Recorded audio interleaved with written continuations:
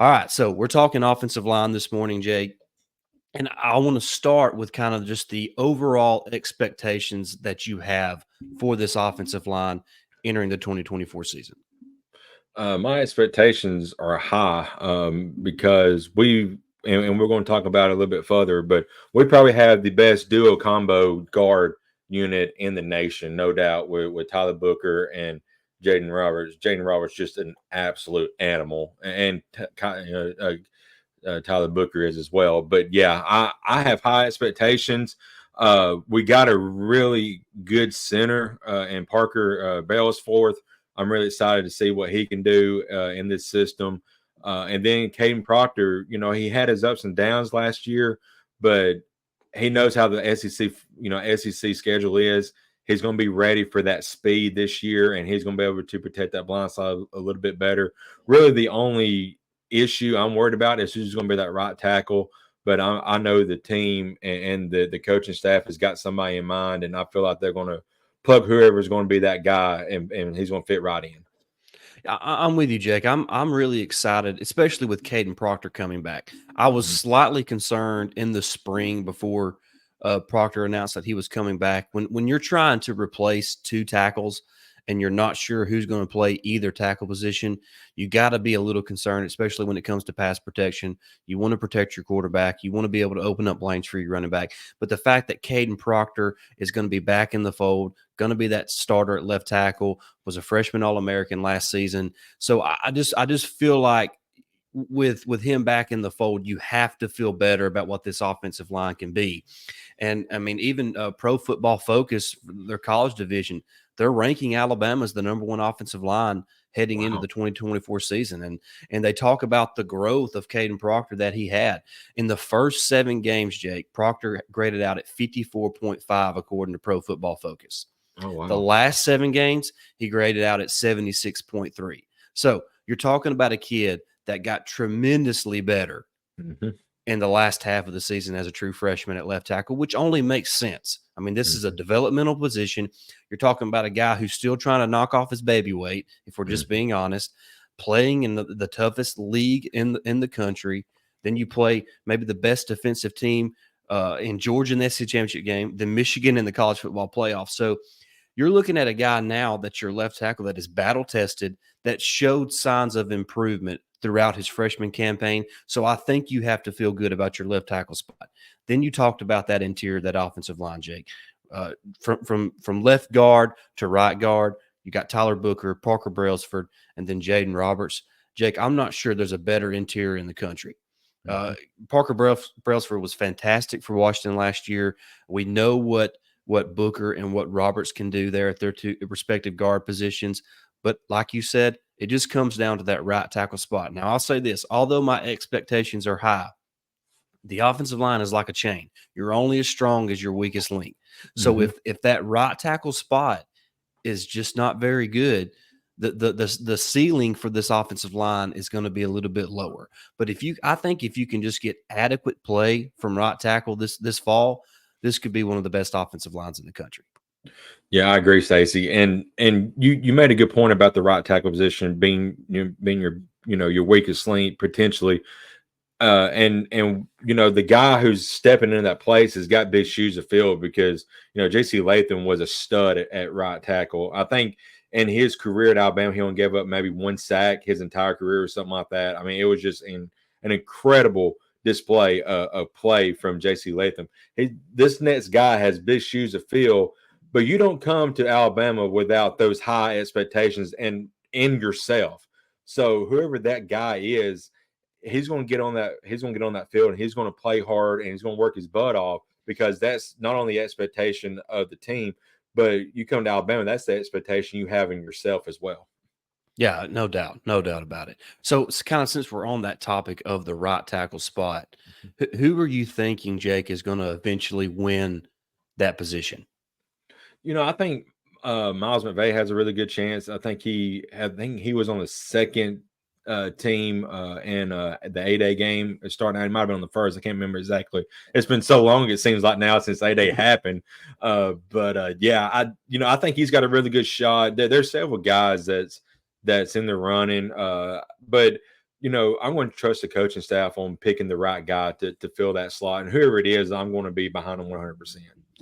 Yeah, I mean, I think Miles McVay is certainly an option. I think right now I would probably lean towards either Wilkin Formby or Elijah Pritchett to be that starter at right tackle. And I think what this coaching staff is probably going to do is, we know that Proctor is we'll look at it in stages. I don't think you're going to have, a two deep of, hey, these guys are my left tackles and these guys are my right tackles. I think you're just going to have stages of tackles. So I think Proctor is tackle one. Yeah. And I think either Formby or Pritchett will be tackle 2. The other will be 3. McVay is likely 4, but he is also capable of moving up. I really like Miles McVay, but he doesn't have the body type that new offensive line coach Cap likes, or Coach DeBoer likes. He likes a little bit thinner offensive tackles. Right. McVay's 340, 350. You're looking at Formby and Elijah Pritchett, anywhere between 310 and 325. So I think they like the tackles to be a little lighter on the feet. You see what Caden Proctor looks like compared to last season. He has trimmed down significantly. Tyler Booker talked about how he's lost 25 pounds so far this offseason. He played at 355 last year, and he's weighing at about 330 right now. So that's why I lean Pritchett and Formby right now, is simply because I think the build of those two players fits more of what Coach Cap and Coach DeBoer wanted from a tackle. Yeah, I agree, Stacey. I'm excited for the season to get here, but I agree with everything we both have said so far. This offensive line is setting up to be one of the best in a long time at Alabama, honestly. I agree. I think, and there was a lot of talk, heading into last season about how good this offensive line could be. And I think we all can agree that it underperformed. And, Right. Was a lot of that because they just got too heavy? They couldn't be as nimble and quick as they needed to be? Was it just the coaching style didn't match the player personality? Whatever the issues were, they underachieved, in my opinion. Now, look, some of the sack numbers was not on the offensive line. I think we've talked about that before. You're breaking in a new starter at quarterback. He's not as comfortable. He wasn't as comfortable last season. Milroe wasn't, standing there in the pocket and getting rid of the ball, taking chances with the ball. He was very safe. So he took some sacks they didn't need to. But I really believe that this offensive line is going to show tremendous improvement. I think you saw that with the numbers for Proctor's first 7 games to the last 7 games. I think that is what the offensive line was as a whole. I thought the offensive line got better and better throughout the season. When we got to Michigan in the playoff game, look, you go back and look, Michigan done that to everybody. Their front 7 was incredible last season, and Alabama just couldn't kind of get out of their own way in that game. But I'm really excited about what this offensive line can be in 2024. Yeah, I agree, Stacey. And you brought up a great point. Some of the issues I felt like, with the, kind of the lapse at times with Caden Proctor fell on the quarterback. We talked about that at nauseum about how Milroe seemed like he held the ball a little bit too long in certain situations. Whether it is Milroe or Ty Simpson this upcoming year, I feel like the coaching staff is going to instill in that quarterback, if you feel the heat, get rid of it, scramble out of the pocket, something, and take the pressure off those offensive linemen. So, I don't think we're going to have as many lapses as we did this previous season. I agree with that. I do agree with that. I like what Tristan says here about, the development, toughness, competition, and having a great 6th man. Speaking of that, I think the guy we got from Michigan State, the transfer, I think that's probably going to be the 6th man because he can play any of the 3 interior positions along the offensive line. Was it Vandermark? Is that his last name? Vandermark? So, something like that. Yep. His name slipped my mind. But I like what he brings as that kind of 6th man along the offensive line because he's an experienced player. He's a good player. He played good at Michigan State. And I'm really shocked. That just shows how much he likes Coach Cap. That he's willing to come. I mean, he does have 2 years of eligibility remaining, but the fact that he's willing to come here, play behind Booker, play behind Roberts, and play behind Brailsford, and kind of have that 1 year under his belt in Tuscaloosa before he takes over one of those spots next year is huge. Because I honestly believe that next year we're probably replacing all 3 of those interior players. Yeah, they'll all be draft eligible, and they're all going to be some of the top players at their positions entering the 2025 NFL draft. So I really like Vandermark as our sixth man, and then whoever wins that backup tackle role, whether it's Formby, whether it's McVay, whether it's Pritchett, that'll be that seventh guy coming off the bench. And I think you're looking at your top 7 offensive linemen. I mean, you match those guys up against anybody in the country, and you have to like what Alabama's going to be putting on the field on Saturdays this fall. Yeah, absolutely, man. I'm excited about the season. I'm ready for it to be 84 days, guys. We're 84 days away until August 31st. And so with that being said, I mean, they're going to practice for, a month before the season starts. So really you're looking at, we're just around 50 days or so before they start reporting for fall camp. That is just incredible. SEC Media Days is about a month away. So look, the college football season is going to be here before you know it. There's games before that first game between Alabama and Western Kentucky. So really the college football season is probably only about 75, 80 days away. So it's going to be here quick. This year is just flying by, and but the truth is it can't get here soon enough. I'm really excited about the season and what the new era of Alabama football is going to look like under Coach DeBoer, because it's going to be different. It's going to look different. It's going to feel different. And just because it's different doesn't mean it's not going to be great. So really excited about the season, Jake. We've kind of already talked about it, but I want to touch on it again. And I think you even answered it, but I'll ask it, this way. Do you believe that Roberts and Booker is the best guard duo in the country? No doubt. And I'll even go beyond that. Do you think the interior of Alabama's offensive line is the best in the country? Yeah, I believe that 100%, man. I mean, we saw – it seems like last year issues running the ball up, especially on the right-hand side. You had Latham over there, but it just seemed like they weren't getting any kind of push on that side. Once Roberts got inserted in, that it seemed like the running game took off in the middle part of the season, and he was a big part of that. I mean, he's a big bulldozer that was, getting his guy out of the way and then pushing the second and third level and hitting the linebackers. So in that hole. And I mean, he's a monster on that line, man. I was really, really impressed when he come in and stepped in and did a great job. And I think his first game was against, I think maybe A&M. And A&M, that sounds right. Right. Yeah. And I mean, A&M, what kind of front line they had, and he didn't get pushed around at all. No. And I said, okay, this guy's gonna be the guy, and he did that. And we already knew what Tyler Booker, what he was capable of, and he just showed that as well. Now we saw what Parker done at Washington under DeBoer. Now he's here, man. This interior front, offensive line. You're right, man. I think it's going to be the best in the country. Yeah, and look, I think there is such a good example of how two things can be true and how fans need to remain patient with players. Look, Tyler Booker come in as a freshman ready to play. Right. On the offensive line. That's not always the case. Mm-mm. Jaden Roberts was in his third year on campus, halfway through his third season on campus, basically, before he gets inserted into the starting lineup.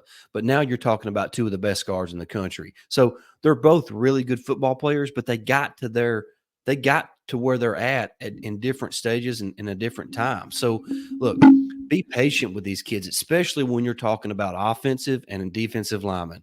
You better be patient with these kids because they mature, they develop at a different pace than other players do at their positions. And if you can just remain patient, and look, kudos to Jaden Roberts for not dipping out. Mm-hmm. He allowed the coaching staff to continue to develop him, and look where he's at now. Yeah, I agree, Stacey, and William. I agree with you as well. Yeah, not trying to sound like a homer, but I mean the truth's the truth. I mean, look, tell me who's got a better one. Right. I'll tell you who don't have one. That's Ohio State. And I'm not trying to you're right. trying to throw shade at Seth McLaughlin, but my gosh, and look, for his sake, I hope his snaps are better this season. Yeah, he got the case of the yips. But his snapping last year cost Alabama so many times. So many times. Yep. And it throws the timing off on plays. It takes Jalen Milroe's eyes, off the field where they need to be. And it's just – and then, it got in his head. He couldn't stop doing it. I think it affected his blocking some. Yeah. And so I just feel like now with Parker there at center, the snaps are not going to be an issue. With Booker and Roberts at guard, you're talking about the best interior offensive line in the country. And when you're stout up the middle, just like on defense, if you're stout up the middle, you're going to win a lot of football games. Oh, absolutely.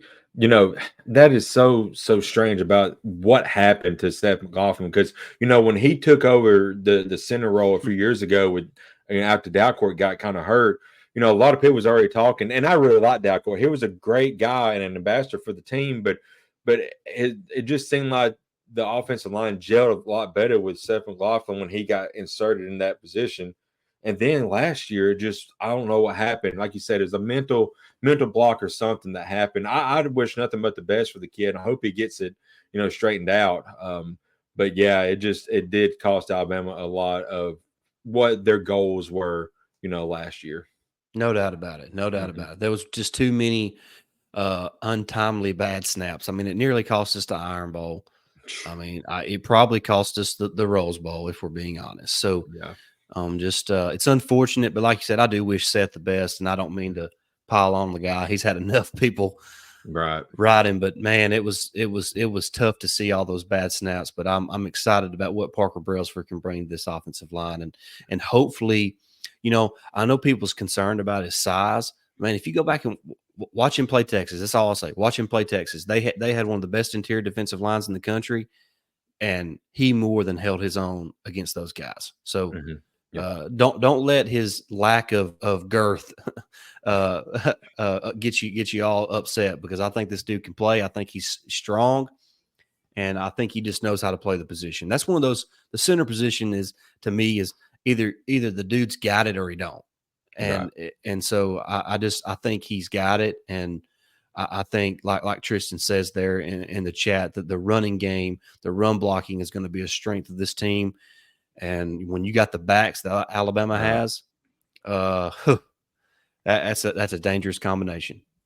Talking about the running game real quick, Stacey. The very first play, and I'm sure everybody by now has saw reruns or actually watched the A-Day game.